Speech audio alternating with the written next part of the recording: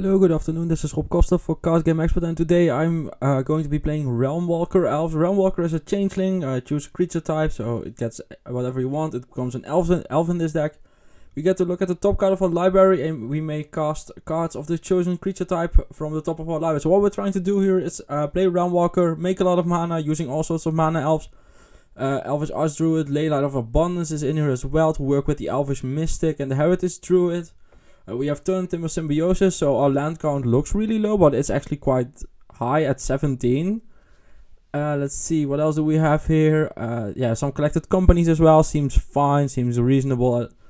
And yeah, so Leyline of Abundance, definitely a thing I want to try out. Let's see, we have Heritage Druid, yeah, Llanowar Elves, Devoted Druid, Elvish Mystic, all work with the Leyline. Let's see, what else do we have? Just a lot of stuff going on, like... the 2-drops are a bit more condensed. No 2-drop Lord, no Elvish Visionary. There's just no space in this build. It could be a thing that we need to get back in there. We're also doing the Nettle Sentinel Heritage Druid thing.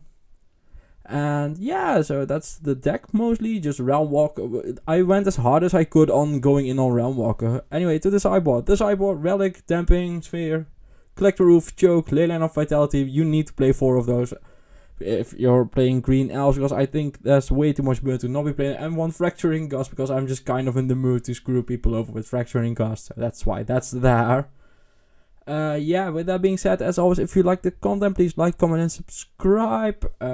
You can check out the link in the description down below for a discount if you want to rent this through MANATRADERS.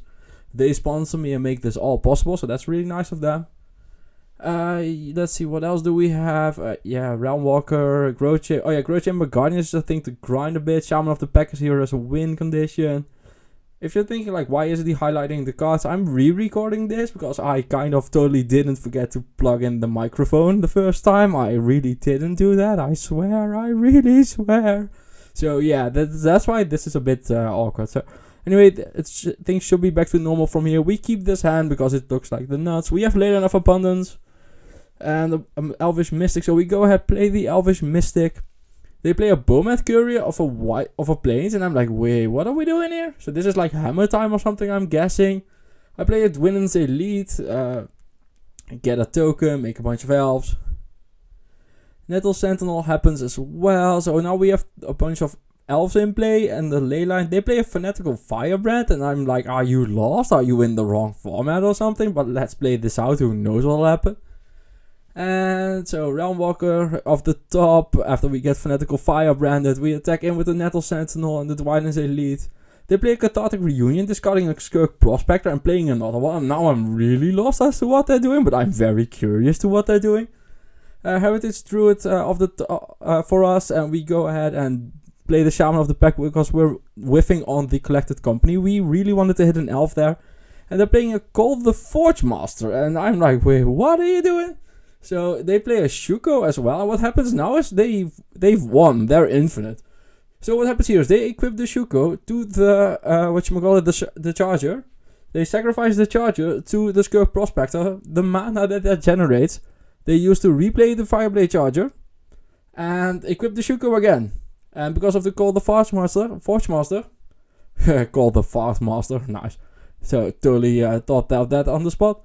Yeah, you can see me typing in chat. I love that deck. That's really cool. Fireblade Charger happening. And yeah, they're just infinite. They're gonna ping me too every single time they do that loop. So just gonna sideboard here. Board out Leyline of Abundance, a Collected Company.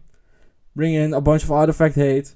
We keep this. This hand's absolutely fine. Elvish Mystic for us. We play the Mystic. They play a Fanatical Firebrand. I'm like, are you playing more than one of these? Why? Yeah, but it's just kind of a mock Fanatic, so I guess.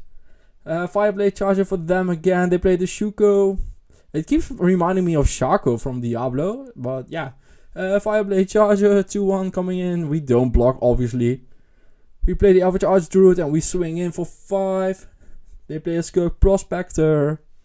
And yeah, they're just missing a lot of land drops here, so not much going on for them, which is a shame. I really want to see that deck in action some more. That deck is really cool. I love that deck. Gonna try and build something like it for myself. So they attack, and I block with the Elvish Archdruid here because that forces them to either give up the card under the Bomat Courier, thus denying them digging for a land, or they have to give up the Fireblade Charger and just giving up a creature anyway and preventing the damage of the Bowmat Courier. In the meanwhile, we attack, we make a 4/4. That's not that exciting.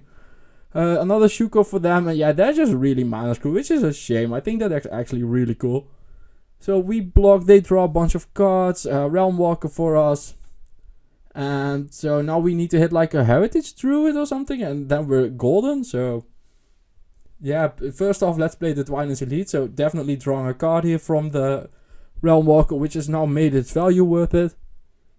They play a Sword of the Meek and another Bowmat Courier, so they have a really awkward draw. The Bowmat Courier is coming in, but I'm just trading off the token. And they just sacrificed the token and drew some cards. And we would have gone very deep in the last turn, or in the next turn, if we would have gotten to play it. Let's see, I bought out the Azuri Renegade as my video is becoming really weird. Like, this should all be edited out. Okay, yeah, now it's back to normal. Okay, cool. So yeah, Skirk Prospector happening for them. Elvish Mystic for us. They lightning bolted. I don't know why the video sped up there, but okay, sure. Growth Chamber Guardian happening for us. They play a Stonehaven Outfitter, Skirk Prospector. Llanowar Elves for us. Collector Oof now. We're just Collector Oofing it up here, making sure that they can't do anything. They've played Top of Foundry, play another Stonehaven Outfitter. We play a Realmwalker, and now we're just gonna try and hit some cool stuff. So we hit a Growth Chamber Guardian again, which is not ideal because we kind of want to use those to find... we kind of want to use our Growth Chamber Guardians to find more of them. But yeah, now you can see the fast forward happening. We hit a Heritage Druid, so we're gonna be taking a long turn here. We get to do a lot of stuff in this turn. So we have the Heritage Druid plus the top of our deck available to us. And there's a lot of elves in our deck, so we're gonna see how many we can hit. We make a bunch of mana. I Growth Chamber Guardian again. I just hit them all off the top.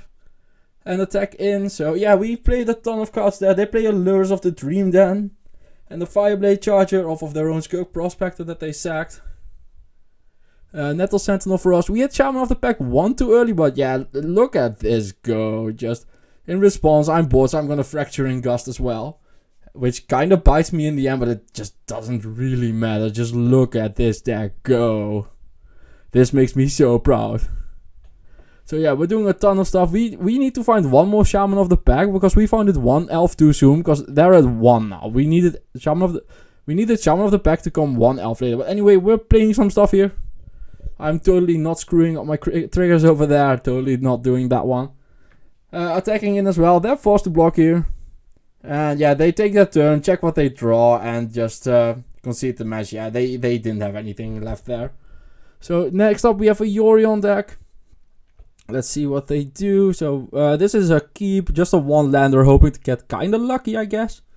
Llanowar Elves for us. They play a Noble Hierarch, which is good because it means our elf lives and we have 1 mana, so that makes us very happy. Noble Hierarch again for them. And the 3rd time, so 3 of a kind for them. And we... yeah, just look at this. This is what we have. So Realmwalker into a lot of mana, into a lot of elves. And they play an Avalanche Riders, and that's a card I haven't seen in years. And yeah, not gonna lie, I don't really care about the land. It's turn 3, and I just have like 20 mana or something. I'm not even gonna count it. Play Leyline of Abundance, because, well, yeah, sure, why not, you know. And Ephemerate for them, and they blink the Avalanche Rider, and Overgrown Tomb goes and bites the dust. So yeah, now we are going to play on without lands, which is a thing apparently that elves can do. I mean, sure, you know, Heritage Druid is a hell of a card.